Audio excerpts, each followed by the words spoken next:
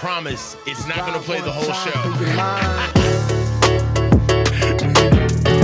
It's not going to play the whole show. It's not going to play the whole show, I promise.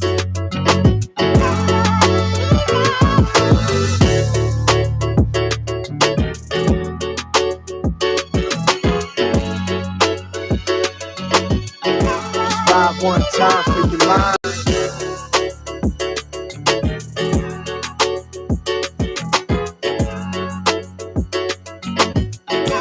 Vibe one time for your mind. And the music stopped. Yes. Yes. We are here. I was asking Tom before. I was asking him like, yo, Tom, have you heard the last call-in show, my last call-in show? And Tom told me no. And I told him, I said, bro, it was a doozy.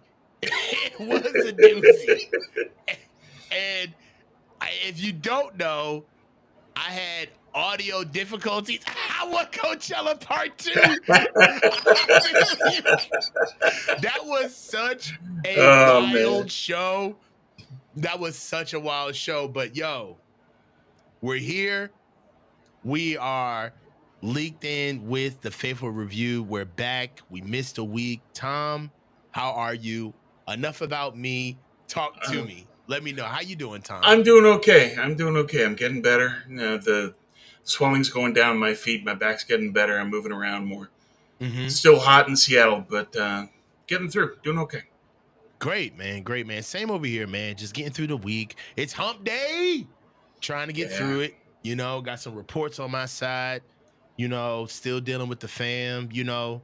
But we're here, man. You know, and I just want to build like an atmosphere with our fan base. I feel like my last call-in show was a moment, right? I want to take this time right now. It happens, Coach. But I want to talk about what happened that Saturday, okay? You know what happened that Saturday is the veil was pulled down that we are really just humans. We're trying our best, and we really do this because we love the 49ers and we love football. Like, I feel like that show pushed me to a lot of crossroads where I asked myself, man, yo, you don't look the greatest right now. Do you want to do this? Right? Or you're not necessarily pushing out the show that you want right now. Like, you know, as far as like content is concerned, this is not good content. You know what I'm saying? Like, I don't like this. Yeah, well, especially with the music going like that. Right. But the moment in the entire show was more of a moment where the chat was not tripping. You know what I'm saying? Everybody understood. Yeah. They were with me. You know what I mean? And I went back and I watched that show and I felt grateful. You know what I mean? Like I watched that show. Good people. And it was self-deprecating. It was normal. You know what I mean? And it was awesome. You know, and honestly, I feel like the people that actually stomached through that whole scenario, the people that struggled through this the entire time, this was playing the entire show, Tom. This right here. It is Vibe one time for your mind.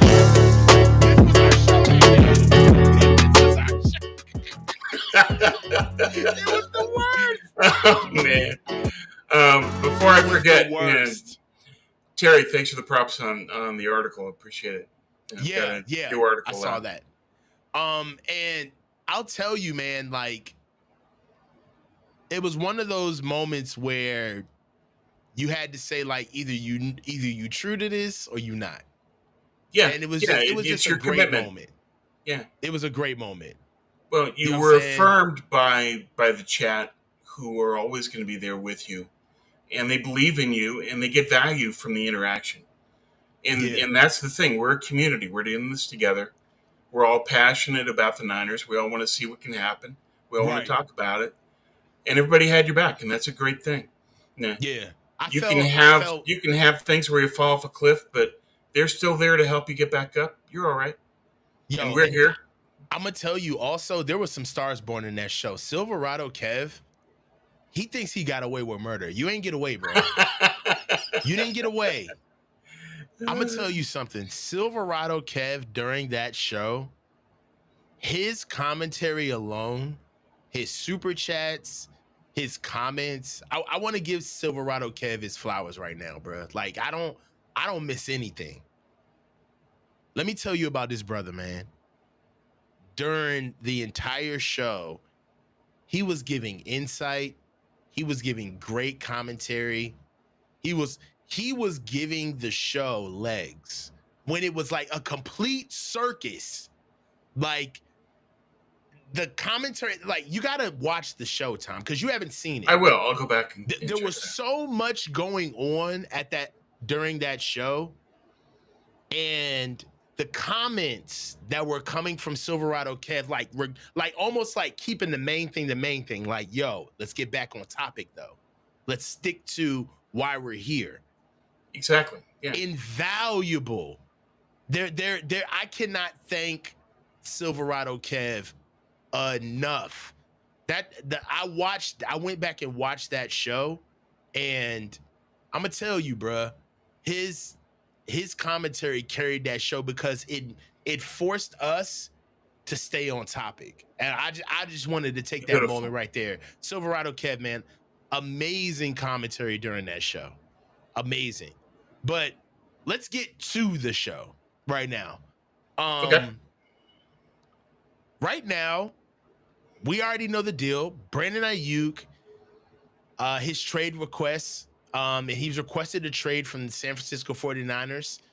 And what are the implications? I mean, it's public. We already know the start to finish of the entire saga. I feel like my last couple of shows have been about Brandon Aiyuk. As has everybody's. You know, it's what we're talking about. But I talked an entire hour about this when it first dropped. I want to give you the floor right now, Tom. Tell me what you think about the Brandon Aiyuk trade request. Well, big picture, I think it's a drag on the team emotionally. That you're coming off a Super Bowl loss, you're questioning yourself when you're saying, we had the best team in the league and we lost. And we didn't lose because we were outplayed so much as we had 1,000 mistakes. Mm-hmm. And there's a lot that we had to own up to.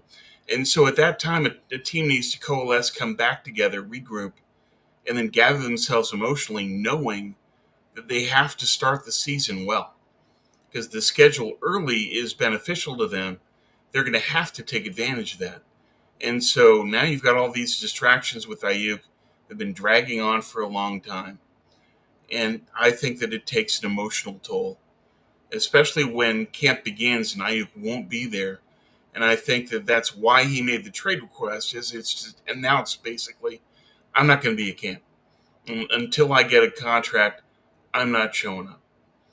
And I think that hurts the team when Aiyuk, not just as his role on the team, but his role as a mentor to others. And you think about what he's done in helping the development of, say, Diamondor Lenore, for example, that he's someone that can cross-pollinate that locker room. And to not have Brandon Aiyuk there hurts the team at a time when they need to coalesce. And that's unfortunate. I blame both sides on that. I think that Aiyuk is holding out for Amon-Ra St. Brown's contract and a little bit more. And that's his market value. And the Niners aren't willing to pay it. And if I'm Aiyuk, I have to question, okay, why? What have I done to deserve this? So I can see where he's coming from, that if you're not willing to at least pay me my market value, then send me to a team that does. The problem with that is then now you've got the John Lynch element of he's not going to trade Aiyuk unless he gets what he wants. Lynch more than anyone digs in and invests his ego on what happens in the trade. So Aiyuk saying trade me doesn't really help because Lynch isn't going to get a trade offer that he likes. So I think the Niners are stuck. Right. That you're in this mode where it's very difficult to transition out of it and get yourself emotionally prepared for the year. And I think that this is going to drag into the year. And I would expect that the Niners offer a fifth-year option, $14 million, and Aiyuk holds out. And that'll be, okay, how many weeks? And I would guess 1 to 3.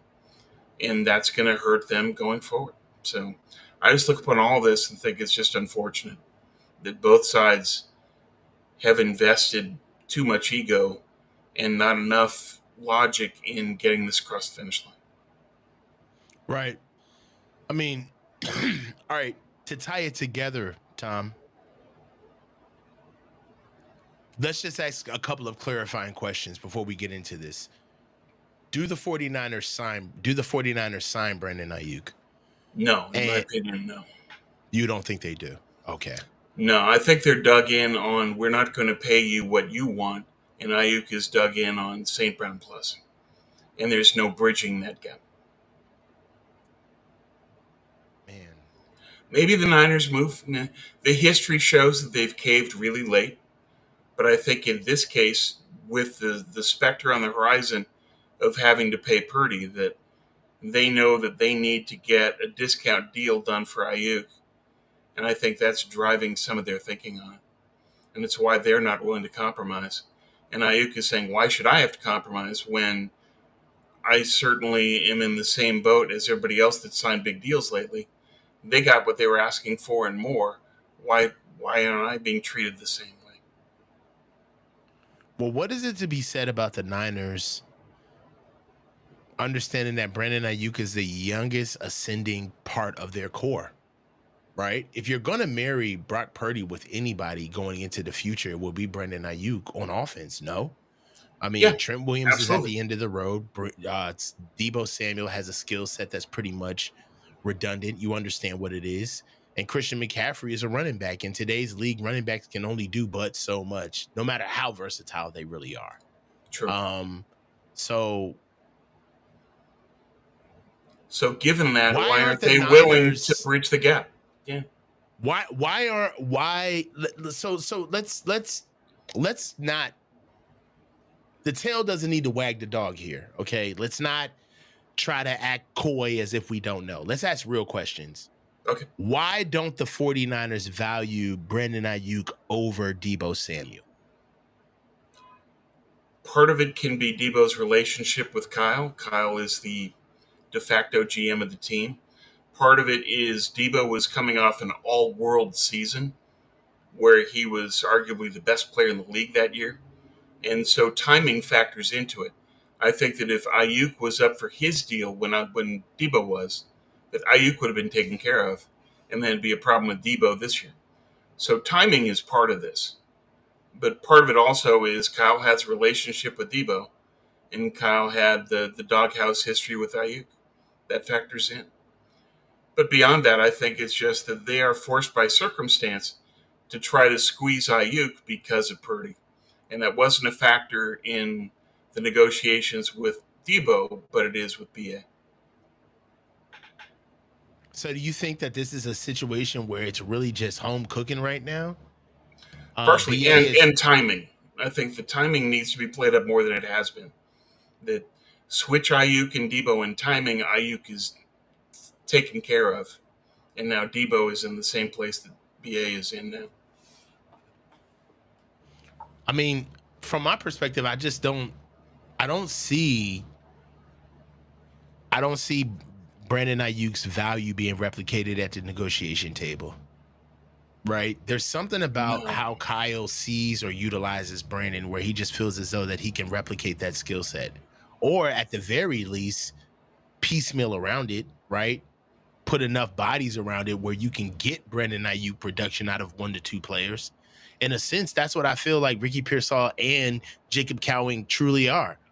I feel like there is a situation where you can outsource what Brandon Aiyuk gives you in a receiver that can go deep and a receiver that can give you good routes.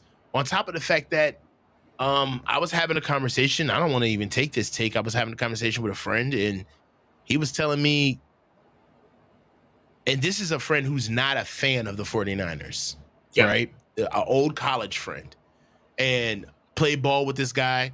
And he told me, he said, you know what?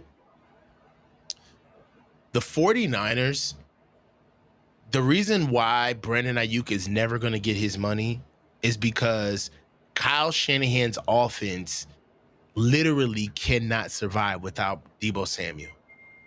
And I was like, really? You think that? He's telling me, he said, I'm going to tell you, he said, what Deebo Samuel does for you guys offensively, as far as how instant offense that Kyle can get out of Deebo, that's way more advantageous than a receiver who traditionally can run the entire route tree.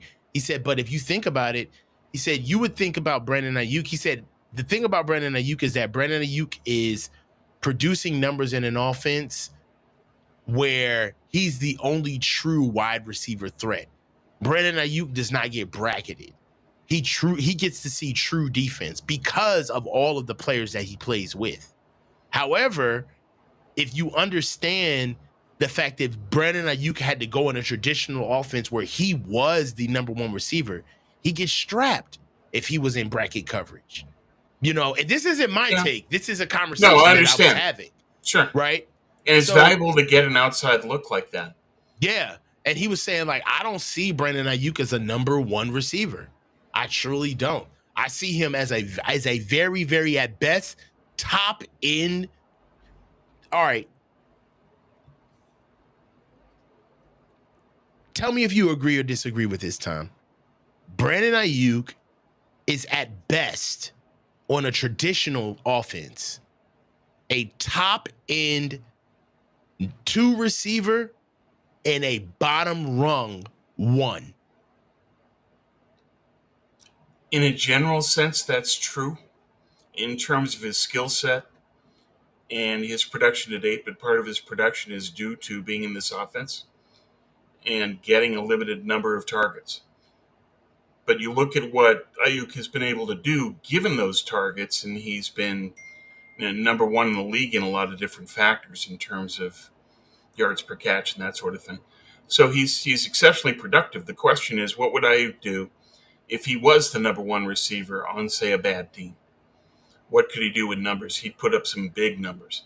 But on a contender, would he be any different than Amon-Ra St. Brown? I mean, are those two interchangeable? I would say they're pretty close. So that's where I would look at him, is just to say that, is he truly a number one that you can count on like a Jefferson? No. But is he a capable number one? Yes. And that he sets up the table for everybody else. Part of what they need is that the skill sets all fit together in the puzzle. And you need to have the Aiyuk skill set to set up the rest of the offense. Mm-hmm. It's not like you can say, well, we can plug in Ricky Pearsall. Not really, because under press coverage, he disappears. So you lose that. I mean, you could say piecemeal, yeah, we get Jennings blocking, we get Pearsall's hands, we get Cowing's speed.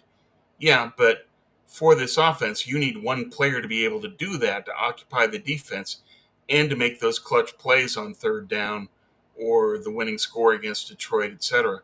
There's times when you're going to need Aiyuk, and piecemealing it with 3 people isn't going to get it done. I don't know. Apparently, Kyle Shanahan feels as though that's true. The 49ers feel that's true. A couple of things that kind of came out, you know how, like, when news comes out, you know, little details that we didn't know before kind of get revealed because the bigger news proceeds. Right. Yeah, the breadcrumbs kind of fall in a trail behind the news. Yeah. And one breadcrumb that came out with the Brandon Aiyuk trade request is the Niners had not talked to Brandon Aiyuk since May. Yeah, which is strange. The question is, how long or how recent was their talk with his agent? Right. I'll tell you, like, what's crazy to me is it gives context. This is why this was important to me. It gives context to the meeting that Brandon Aiyuk had, the face-to-face meeting that Brandon Aiyuk wanted to have with the Niners, right? Yeah, well, if he Because hadn't talked with him since May, I understand it now more. you see what I'm saying? Like that meeting does not look like Brandon Aiyuk is like breaking rank, right? If you think No, about it, and if you really look at it, look at how the media reports were portrayed, right? When Brandon was going to go meet with the 49ers. This wasn't you know how I went to school shamelessly. I am not a good student. Let's put that out there. I went to school for journalism. Okay. I dabble in writing. Okay. You yourself, Tom, are a true writer. Okay. thanks. Yeah, Right. But you and I understand how to put term or phrase around news, right? In sure. sense, burying the lead and or hyping up the lead, right? Juicing it. And one thing that you did not see in any of the reports through the media was after long standoffs between the organization and Brandon Aiyuk, you know, the highly touted wide receiver breaks the line of communication to reach out to the 49ers. Like that's more aptly put than Brandon Aiyuk wants to have a face-to-face meeting with the 49ers during negotiations. And in a way, you can see how the media has almost taken the side of the organization with how they're trying to portray things. Well, they usually do. And that's Yeah, unfortunate but true. Is that they know that access journalism calls for taking the side of the organization so that when you need access, you can get it. And I was never a fan of access journalism back in my days as a reporter in radio. Yeah, I don't think you do that. It's just you earn your way. You right. have to you tell the truth. And one thing that I was always taught that there's 360 degrees to a story, and you Mm-hmm. have to reveal all 360. If you only go 180, you're doing a disservice to the people that are consuming what you report. You have to Right. show them the full picture. And part of this is the framing only in the organization's point of view leads to Aiyuk being thought of as just a malcontent that's greedy and is asking for too much money. That's what comes out of that kind of framing. That's what happens when reporting isn't 360. And that's unfortunate, but it's the case. That's what happens. Does Brandon Aiyuk have a leg to stand on? I think he does. I think that his market value is Amon-Ra St. Brown Plus to the Niners in terms of everything that he does. You have to factor in not just the reliability and the unique skill set of being able to beat man coverage in and out of breaks, good hands, reliable, clutch. You also have to look at the mentor in the locker room, and you have to look at the blocker on the outside. Yeah. How much of Christian McCaffrey's success can be attributed to the fact that Brandon Aiyuk is arguably the best blocking wide receiver in football? Or he's that together with Juwan Jennings. The Niners are lucky to have the blocking receivers they do. It factors into their success and what they want to accomplish. You have to factor that in with Brandon. I don't think they are. I think they're looking at, well, gee, you only had X catches. We're not going to up that, so your role is always going to be this. And so within this role, you are not worth St. Brown's money. You're worth less. But that's their choice to feature him less. That's not something Aiyuk has control over. So I don't think that part of things is fair. I wanna address this question. It's in all caps, so it kind of deserves a little bit of attention. This is from Can You Hear Me? Can you hear me? Basically, do you think BA would have this much motivation for a payday if he didn't make that catch in the Detroit game? I feel like he's basing his worth off that catch that helped us stay on the road to the Super Bowl. I think it's a little more than that. I don't think it's just one catch. I think it's a lot deeper than that too. Can you hear me? Honestly. Look how If clutch he was throughout the year. Look how yeah, clutch he was on third down. Look how yes. clutch he's been as a blocker. There's a lot of things he does. It's not just that one thing. And he had his breakthrough season, best season he's had in his career. He did everything he could. I don't think that it's based on that one catch in the Detroit game where it goes off of the DB's helmet and boom. Lucky, but he's still there to make the play. That's important. But beyond that, just look at his play throughout the entire year. It's been clutch. And his motivation is basically, this is my bag. This is my second bag. This is the generational money. I'm going to care about this most. It's the most money I'm ever going to make. Agreed. I think this is also about professionalism.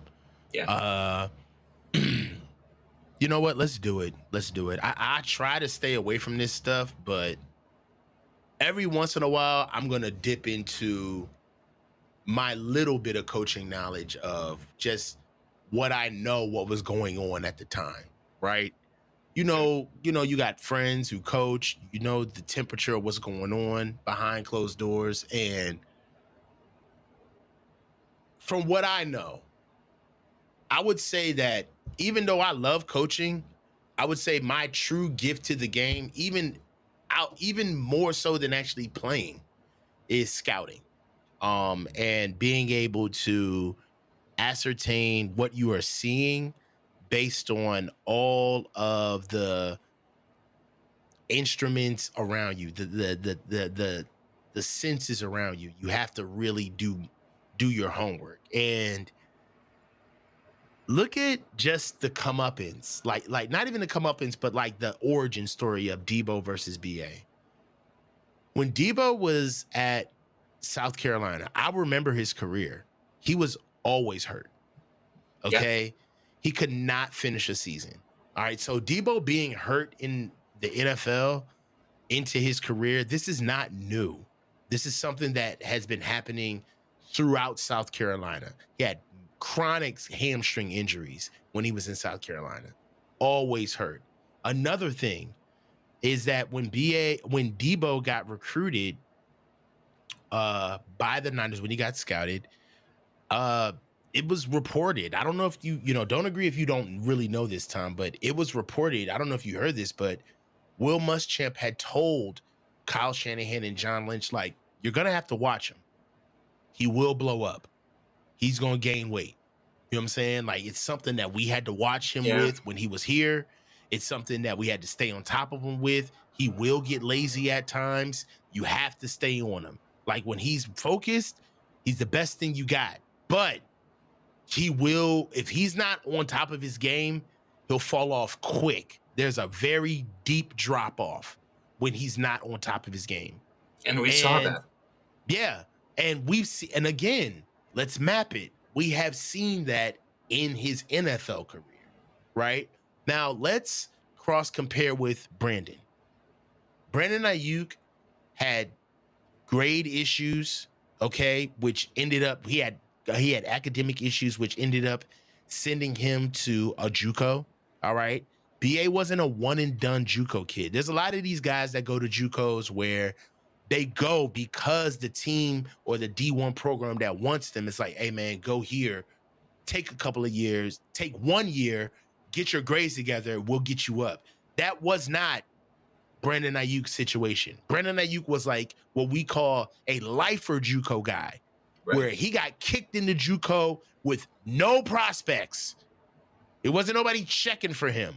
All right. Nobody sent him in there. He just kept playing because his grades were bad. He got sought out by Herm Edwards, came in, and the rest was history. Got his act together, and quite frankly, came from a program where I'm just speaking from my perspective. I would take Coach Herm Edwards' word over Will Muschamp. To be real with you, I would Oh, yeah.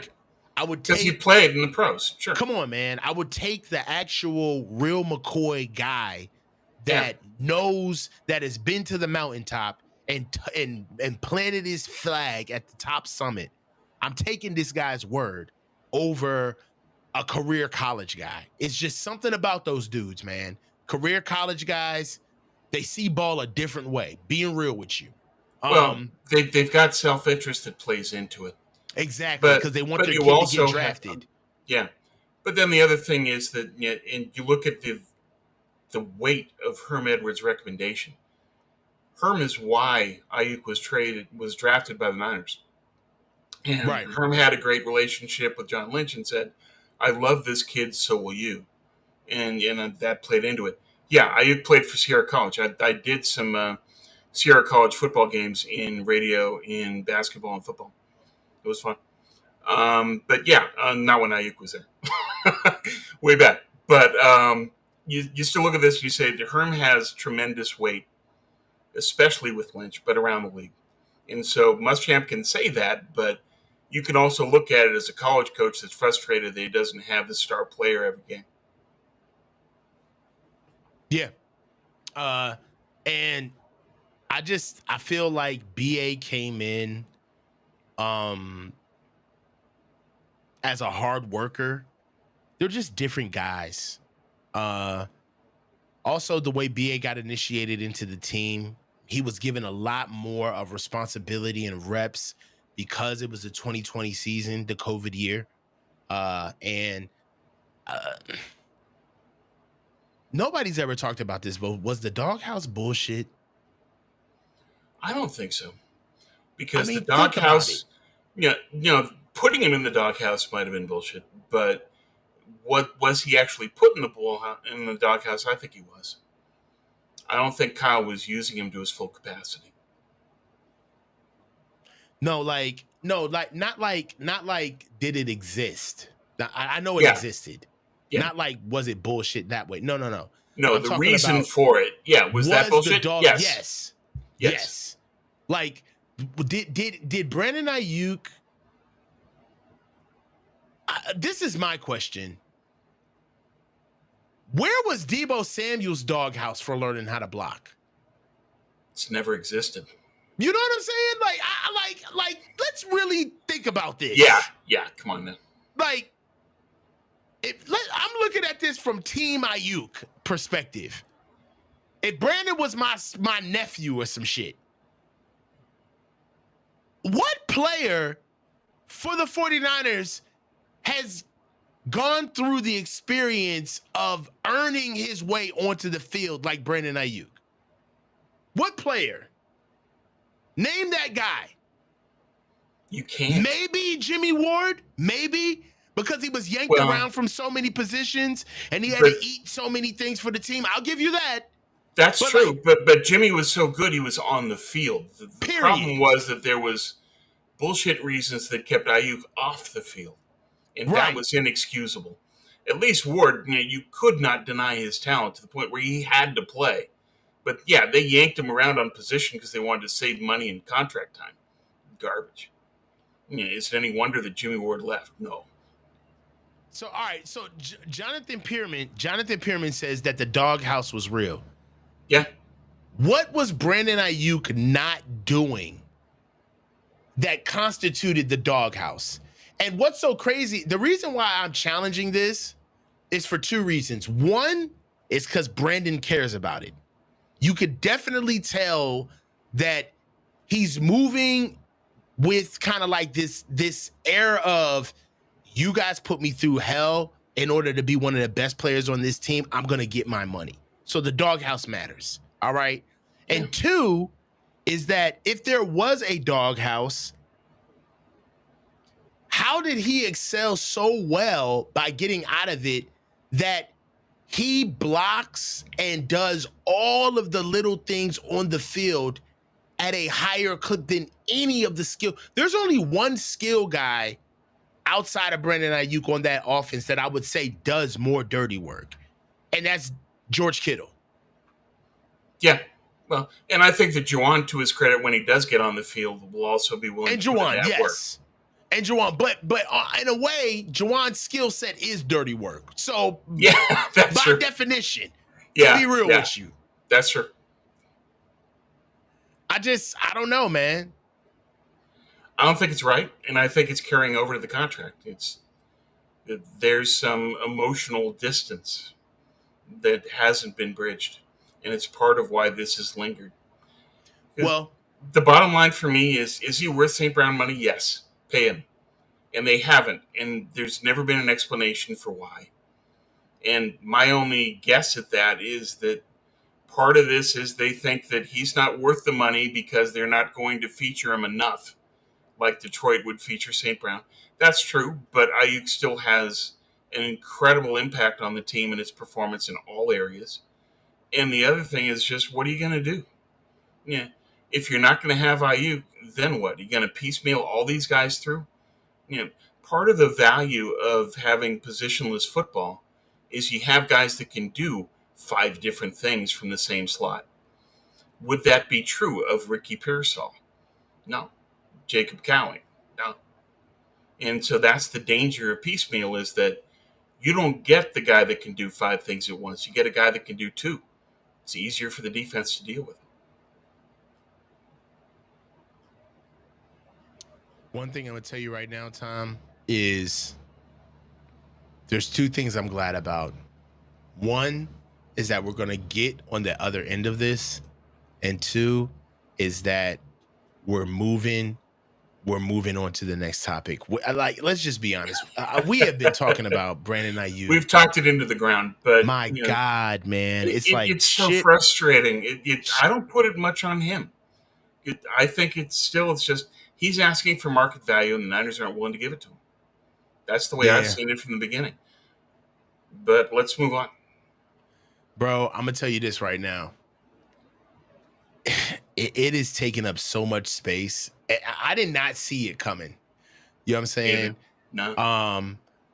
Look, Silverado Kez says, I could be wrong, but seeing how we were as successful with BA getting limited reps and got to the Super Bowl, I don't see us getting back losing him and not having an equal to better wide receiver. Yeah, I'm gonna be honest with you, bro. Like I don't think this is the thing. I think that Brandon Aiyuk at the very worst is going to get caught up in the process, which means that you're going to be here no less than 2 years. You're just going to be here, right? But, and you're going to have. He won't be happy about it. Yeah. He won't be happy, but you're going to be here. You're going to get $14 million this year, and you're going to get $24 million, $22 million franchise next year. So I don't know what the next move is, but the ball really is in Brandon Aiyuk's court because the Niners start camp. So the train is rolling, and we all know how football is, bro. We know how the game is. All of this is a cool conversation to have until the first practice, and then it's like, hey, what do we look like? What's going on? How's the O-line? How's the D-line? What are the coaches doing? We don't got time to be worried about nobody who don't want to get paid. The game is the game, bro. Right. All summer, Aiyuk was the only movie playing in every movie theater in town. Once camp starts, he's the feature before the movie starts.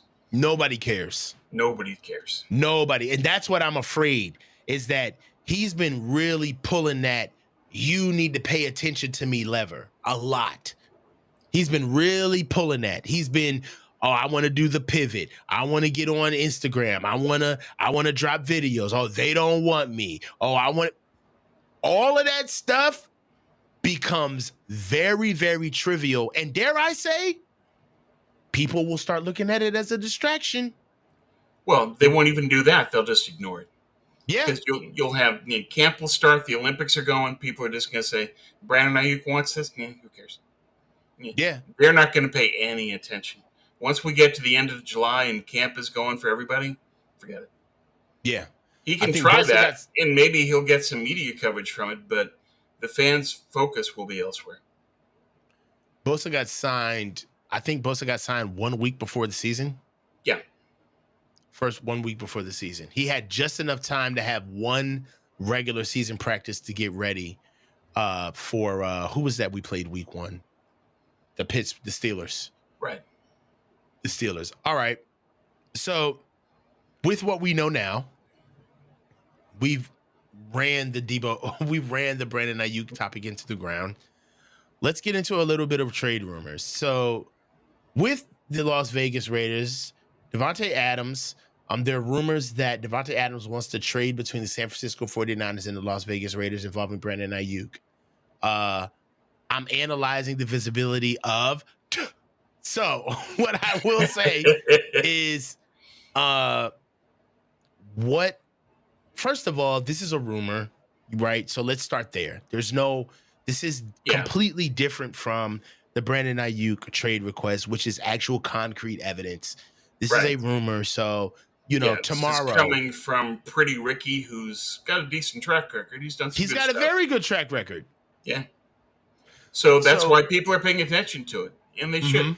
It makes sense that Aiyuk would fit the Raiders, and Pierce coached at ASU when Aiyuk was there, so he knows what he's getting. Mm-hmm. But there's still question marks of, okay, what about Mark Davis, who refuses to make trades with the Niners? Is he still going to have that position? He could tank this internally, and nobody's talked about that. What about Adams saying that I would rather play for Aaron Rodgers and go to New York than go home? He's a local kid, East Palo Alto. So I can see him saying, I'd want to go home, and I'd love to play for the Niners, contender. It fits, it works. But he'd also want to know what's going to happen with my contract, because he knows that after all this talk with Aiyuk, they can't have any plans to extend him. So if I'm Davante Adams, I would be worried about my money after this year. That would be the appeal to the Niners, but it'd be something that he would hesitate on. So would he rather go to the Jets? Maybe so. Do you think there's any other teams outside of the Jets that he'd rather go to? Probably not. I would think it would be those two teams. I think that he was focused on the Jets only, and then Aiyuk made his trade request, and suddenly it's on the radar. And at that point, then Pretty Ricky says the Raiders would be interested. And I think that Raider coaches could be interested, but is Mark Davis willing? Is Davante willing? And Davante might be. And then the next question is John Lynch willing? And you're dealing with a 26-year-old Brandon Aiyuk, a 31-year-old Davante Adams, who doesn't block nearly as well as Aiyuk does, and doesn't necessarily fit the whole scheme as well. But I would argue that Davante Adams is as good, if not better, than Brandon Aiyuk as a receiver. But as a complete player, Aiyuk is better and younger. And so if you're John Lynch, are you willing to do that? Probably not. Because it's also, this is John Lynch's pick. You invest ego in the picks that you made. Herm Edwards said, I believe in this kid, take him. He did. And that's a bond that a GM has with a player. So I think that it would take Kyle saying, I want Davante Adams over BA. I think that's what would have to happen before the Niners would even consider the trade. And that's not even factoring in what would happen on the Raiders side. So I think it's difficult for all this to come together, but I think that's what it would require. It would be Kyle saying, okay, I want Davante, and Davante being okay with it, given that he's going home for a contender, but he'd have to be worried about his money going forward. 100%. I don't think that Davante would want this. I mean, the operative question was, is this for a Super Bowl? How do you feel about this? Like, how much are you willing to be sold out to get a Super Bowl, to get a Super Bowl ring? And then, honestly, are you the guy? This would kind of be a redundancy pick. Honestly, it would be a step down, in my opinion. I tend to agree with you. It's not as if the Niners are one player away. We're not. No. We're going to the Super Bowl. We're just shitting the bed in the 11th hour. Right? That's our issue. Our issue isn't a lateral move to go get a slightly better receiver with less upside as far as future, as far as like potential is concerned. And then by the way, we're right back where we left off. We're trying to pay another high powered receiver. I think it's much to do about nothing. It would be nice. Even Davante maybe seems to be a little bit, if this is true, I would say that Davante seems to be a little bit more delusional. Not delusional is the wrong word, but unrealistic about how the trade market works. My man, you got to go to Las Vegas and you got picked to go to Las Vegas you got tabbed to go to Las Vegas by the Packers because of your years of service for that organization. Okay. They did you a solid. They did not have to do that for you. You know what I'm saying? They did not. And you don't have that equity that you have with Oakland does not get lateraled over to, the equity that you had with Green Bay rather does not get lateraled over to Oakland where they're so inclined to trade you into another Super Bowl situation. I don't see that. It seems a little rich.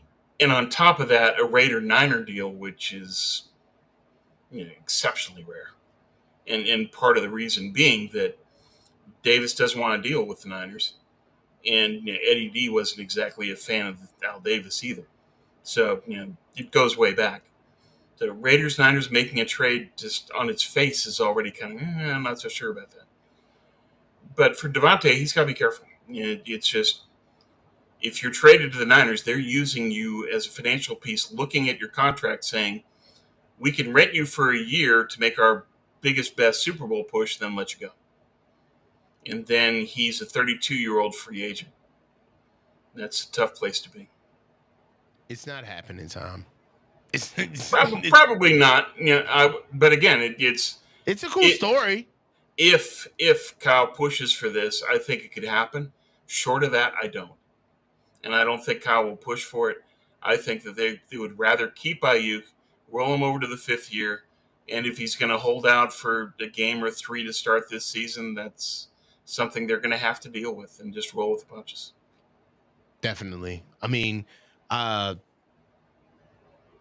Cool story. One of the greatest things about this topic and this storyline is that we are so much closer to real news and going to be Thank God. Come on, bro. Like let's just have a moment about how much dumb shit we've had to talk about over the offseason. We're close now, so we can just let the cat out the bag. How mind-numbing has been most of this shit. I don't even like talking about Brandon Aiyuk half the time, dog. This is walking through the desert. And now we're finally coming out of the desert and we're seeing civilizations 2 weeks away. There's light at the end of the fucking tunnel, bro. Like, it's been so bad. Yeah, it's been brutal. Talking about Ricky Pearsall. Hey, Jesse. Like, dude, all of the trades, no one cares, bro. Like, I'm just so glad that we get to go to camp. We get to see these dudes get out there. Yes, we get real news. We get a chance to talk about our quarterback, bro. Like, and I am ready for the season, bro. I'll tell you this right now. The biggest thing that I'm excited for right now is seeing what new wrinkles Kyle Shanahan is going to be able to put on this team. And I'm not just talking about from the old G Wiz situation where it's like Kyle's like the best nerd in town and he's scheming up everything and he's sitting on the sideline with his Denny's menu sitting on the sideline. It's like, no. I'm Denny's talking about menu. I love that. Yes, I'm talking about when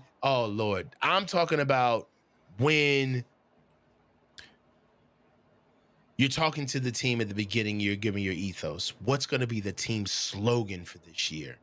Right? I get nerdy when the season starts, Tom. Like, I don't think there will be a slogan. I think it's just let's come together, and we know that we've got the group that can make it back to the Super Bowl. Let's take care of business and get it done. Yeah, you're at the point now where you've been together for so long, you don't need to speak it into existence. It's already in you. And I think that's what this roster is going to be about this year. Let's get into it, man. Training camp battles and observations. Let's discuss some key battles that you want to see in the 2024 training camp, overall observations, expectations for the upcoming season. So let's get into it. I'm going to go first, okay? I'm going to give you a little bit of time. couple of things that I want to see when camp starts. All right. And I'm not talking about the first team practice. I'm not talking about the first padded practice. I'm talking about the first 10 minutes of the camp. I care about that. I want the literal first 30 minutes. I want to see who's excited. I want to see who's in shape. I want to see who's moving way faster than the pace. I want to see what the coaches look like. I want to see how many periods we run in the first practice. All right. What are our long periods? What are our short periods? How long is team? I want to see who's on the side, who's working. I need to see it, Tom. I got to see just what we look like coming out for the 2024 season. If we come out there like business as usual, strolling around, okay, I'm gonna report that stuff. I could have said the you know what, Tom? I'm trying to I know where clean you're things going. up. I'm trying to clean things up, Tom. I'm growing. Okay, cool. I'm growing. That's a good thing. That's a good thing, Coach. But You want to see the real thing. You want to see, are these guys ready? That's what we need to know. Because you've got to start the season well early, just as they did last year. Otherwise, Kyle's throwing stats. Dude, Jesse's a dick. Jesse. Just when I talk about not cursing on the show, here comes Jesse off the top rope. Like, yo. That's great, though. That's some funny stuff. Thank you, Jesse. Bro, But yeah, you want to say that, are these guys ready and prepared, especially emotionally, given what they've been through coming off the Super Bowl loss that was their own fault? How do you prepare for and get ready for the beginning of the season? You got to roll through those first four. So minus 7-4 picks. So let me say this. You know something else that I want to see in camp? I'm not going to be there long enough to bear this out, but I'll be there long enough to keep tabs.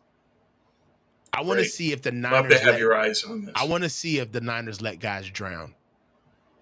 Like, that has to be part of it. If somebody is having better reps than somebody else, I want to see that guy lose reps the next day. Yeah. Consequence. That's the way camp used to be, where you literally saw the starters born in camp. I want to see Devondre Campbell. I want to see him lose his job. I want to see Braden Willis and Cam Latu beat out Logan Thomas. I want to see the literal reps being taken away from him and to see, man, Cam had a great day. Logan, let's see. You know, good teams let that type of shit happen, right? Because it needs to happen. Yeah. Bad teams already have their starters penciled in, right? They can't afford to do that with this roster for certain players. So Devondre Campbell as Exhibit A, he played with a giant fork in his back last year. What are you really expecting? Judge the play on the field and let's see. D. Winters is drawing raves. Okay, let's see that in camp. And then let's see that on the field in the preseason games. But yeah, that's one critical element, is that they preach the value of competition. And part of the value of competition is consequence. Yeah. You suck, go stand in the sideline. Yeah. There has to be. And there's a lot of positions that are open that need to stay that way. They can't come in and write anything in pen. You've got to look at this and evaluate and say, okay, who do we have at linebacker? Who's going to play inside in the nickel slot? Who's going to play at the other safety spot if Fufunga can't go? Who's going to play at right guard? All of those are open things. They can't close them. They can't pen them in. We have to let these folks compete and see who rises. Yeah, they're reliving this goddamn episode. in the chat. They won't let it go. don't. Yeah. This shit is Don't play the gift that keeps on music giving, again.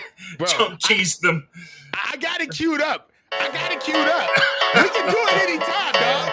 At this stage, it's an inside joke. It's an inside joke at this time. If you don't know this, Just ride one time for your mind. dog, it is what it is.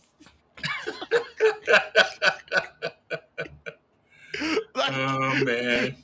Yo, so I mean, I understand exactly where you're coming from, bro. Like, I'll tell you, like, who are your shockers? I mean, we've talked about this, but I think that Jordan Mason is a potential trade candidate before the season starts. I sure hope not. They're gonna need him. I don't like this either, but they got that guy from, what's the hell this kid's name? The guy from the running back from Green Bay. They're paying him just as much, same skill set, just as big. Yeah, I'll believe it when I see it. I don't think so. And Mason looked good in the reports of just he's in shape and he's doing a better job at catching the ball. I think you have to say that just we got to go an upside. If you're going to trade a running back, okay. Everybody wants to trade Elijah Mitchell. I don't think there is. You can't say. I don't think there is a trade market for Elijah Mitchell. There isn't. I have rarely said that for years. There's nobody. There ain't no. You listen. Don't nobody want trade Elijah Mitchell but Kyle. Right, because he doesn't fumble. But how often has Elijah Mitchell been hurt? Come on, he's the glass menagerie. Yeah. That doesn't mean another team's going to take him. It just means you might have to cut him. But I keep Jordan Mason. I think that he's way too good. Everybody would rather trade Mitchell, but you need somebody to take him. You're going to trade him to the Toronto Argonauts? I mean, who's going to take him? The Ottawa Rough Riders, the BC Lions? You know, who? Come on. Maybe Bama will take him. Somebody like it. Maybe one of the UFL teams will trade for him. Right. Trade his ass off to the Huntington Heroes. Somebody. Right. It's Patrick Taylor, yes, fish and chips, thank you. Yeah. But I think that there's going to be movement at the running back position. You know, another question as far as camp is concerned, I hate to tie this back, but we wouldn't be doing our jobs if we didn't. Does Brandon Aiyuk show up to camp? No. I think that that's why he made the trade request, is it's to advertise, I'm not showing up to camp. Dog, Rob D, it was not the pause button, dog. Okay? For future reference, like I'd have you know that I am using a completely different audio situation to pump music into the show. It was a glitch. As you can tell, I'm over it, and I clearly am not triggered by anything about the show, as you can tell. But it's not the pause button. It was the entire show. I resent that fact. That's what was making me so mad. I am technically savvy. I know what I'm doing. It's just, that's why. But moving on. I do believe that he does not show up. Yeah. I'd be really surprised if he shows. Yeah. I don't think, and then honestly, it'd be like talking out of both sides of your mouth if you show up. It's like, bro, you asked for a trade request. You did all of this posturing over the summer, and then now all of a sudden you're asking for, you're showing up. Hold on, wait a minute. Now, let's ask this. Let's say this. Does Brandon Aiyuk give you a hold in where he shows up as this ode to the players, like, hey guys, I'm not abandoning you. It's not about you guys, but I'm not practicing. Does he do a hold in? I don't think so. I think it hurts his position and what he's staked out. I think that the only way that he can maintain what leverage he's trying to create is to stay away. Yeah. I mean, so I'm going to give you, I'm going to ask for your too soon Brandon Aiyuk. How does this all end? 5th-year option. Well, Neither side gets what they want. The Niners say, okay, fifth-year option, roll over. Aiyuk says, okay, great. I'm holding out for at least the opener against the Jets and possibly the first 3 games. And if it's 3 games, that's the Rams. This is going to be serious. And I think Aiyuk is going to be serious. Now, if he does that, we'll see.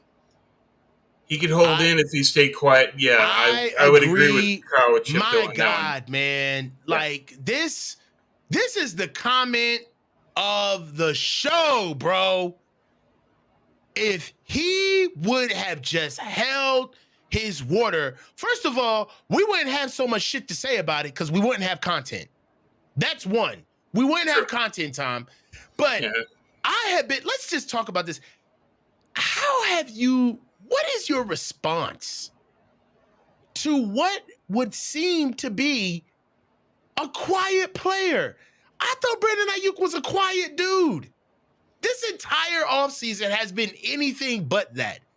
What have you thought about just the overall reaction to what Brandon Aiyuk has chosen to talk about and reveal via social media and podcasts? What do you think about this so far? My take is the second bag is everything for an NFL veteran, and therefore emotionally it's at 12, and you aren't normally yourself because the stakes are so extreme, and it's generational money, and you know that you've earned it, and you're not getting it, so you get even more frustrated and more emotional, and I think that plays into all of this. If this was his third bag, that'd be a different thing, but the second bag is the whole thing. And I think that he is affected by that just as Debo was. You lose your mind. You don't really take into account how should I behave, what's the best way forward so that I can ultimately end up with my goal. It's just you act out because it means that much to you. The stakes are that extreme. The emotions are that high. It all factors in. You become a different person in the moment. Doesn't mean you can't return to who you are, but in that moment, it exposes the worst of you. Yeah. I mean, and honestly, I don't agree. I don't know if I agree with this comment, but it's viable. It stands. I don't know. Does BA? I don't know, man. He's got some people that talk to him, and we've seen in the video that he was on that you can have a circle jerk of people telling you you're great and you buy into it and you do all that. But the bottom line remains, it's just that the stakes are so high. This is why he's acting the way he is.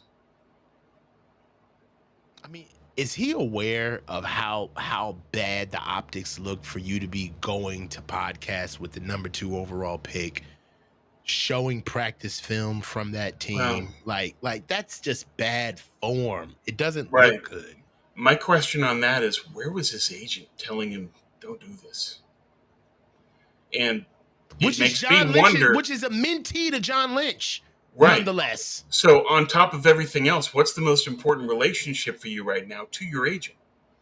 And so that appearance that would go against agent advice would tell me that he's not that close to his agent. Otherwise, his agent would have told him, under no circumstances, don't do this. Mm-hmm. Yeah. And this isn't hate, man. I mean, if BA doesn't talk, we don't have anything to talk about. Oh, yeah, I know. You would have hating, you and I playing mini golf or something. Exactly. This is not hating. This ain't hate. Tell me what has been speculated that ain't true, or that or that has not been insinuated. Like, come on, bro. Yeah. You know. Well, so I mean, so it is what it is. But yeah, that my prediction is that at worst he could hold out through the Rams game, and that would cause serious damage. Hopefully, he only holds out or doesn't hold out at all and plays. But I think at a minimum, my guess is he's going to stay away from the Jets game. He's not going to play in the opener.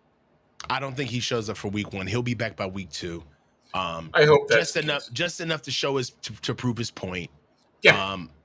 I'm still holding out hope against hope. That's my track if they don't get the deal done. But truthfully, my hope against hope is that they finally get it done, maybe in the 11th hour, 1 week before the season. something happens. You never know, Yeah. Tom. Football Yeah. is crazy. I'm not hoping for anybody to get hurt, but shit happens, bro. Oh, They yeah. can look a certain Absolutely. way during camp. You know, Jed could be chirping in Kyle's ear, or maybe go to Parag like, "Hey, man, we need a jolt." You know, anything can happen. Yes, we had those inner scrimmages with the Saints this year, I believe. If those games, listen. Football is so awesome because it goes literally day by day, week to week. The Niners know what a championship team looks like, right? And if they don't start seeing that, especially from an offensive standpoint, or Ricky Pearsall can't get on the field, you never know. That could make things malleable on the Brandon Aiyuk side of things. Yeah, So, anything is possible. There's any outcome that can change things, change the context, and we'll see. It's very capricious in nature. Yeah. Quickly from the chat, fish and chips. Come on, Tom, disc golf for sure. Yeah, absolutely. Yeah. Yeah, I spent half my life in San Diego, and a lot of that at Morley Field, the disc golf course is great. I love disc golf. Disc golf course, man. Hey, look, man, I'm coming out to Santa Clara in minus 10 days. It's going to be fire. So me and you are definitely going to be out there. You know, we're going to be on call. So I'm going to be on West Coast time. Well, so it's going to be dope to do a show. You're going to be there. I'm not. I'm still going to be doing a show with you. You my dog. If I'm going, you going, dog. We in there together. Well, I'm going to be in the Bay Area August 8th through the 10th. Mm-hmm. You going to be there then? No, I'm going to be in the Bay Area from the 27th of July into the 3rd. And then I fly back out. Damn, we miss each other by a week. We're going to just miss each other. Tom, you know we're going to get face-to-face, dog. I'm going to pull up on you, man. But we'll make it work. Hell yeah, somehow. Bro. Hell yeah. Hey, dude, we got another one in. Another great show. Hey, Tom, how'd you feel about this one, bro? I enjoyed it. And even though we're pulling weeds with all the Aiyuk stuff, I still think that was a good conversation on it. Hey, man. We got to the heart of it. We got to some good issues. You asked some really tough questions, and I think those are questions that needed to be asked. So I'm feeling good, but I'm also feeling a lot better about the fact that camp is approaching. Thank God. Dude, I can't wait. We finally have something else to do. I read your super chat. Bro, why don't you read? Oh, no, wait a minute. This is what happens. Brother Bob, he's always done that. Brother Bob wants when your friends come on your chat and think that they could just ruin the chat and say whatever they want. I'm not letting Bob slide. Bob, what super chat did you put in that I did not read? So here we go. It goes, yo, Tom, sup, my brother. Coach, give Tom these $2. That was 14 minutes ago. Thank you, Bob, but no. You want us to? Hold on. Let's give Brother Bob his time, okay? One more from Brother Bob for $2. Finally, someone admits that Jesse is worse than me. I put it on the screen, Bob.